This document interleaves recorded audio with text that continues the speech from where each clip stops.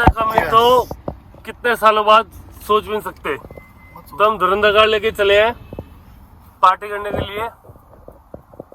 अभी हम सफदरजंग एनक्लेव है और जैसे भी अपडेट्स होती है आपको बताएंगे कहाँ कहाँ हम जा रहे हैं और क्या क्या कर रहे हैं। पुलिस लेके हमारे पीछे आ जाओ। पुलिस को तो बुला लो, कोई दिक्कत नहीं। प्रिंस कपूर जी शक्ल दिखाइए अपनी। ये देखिए प्रिंस कपूर है, ये नमन गावा है, ये एडवोकेट है और ये क्रिमिनल है।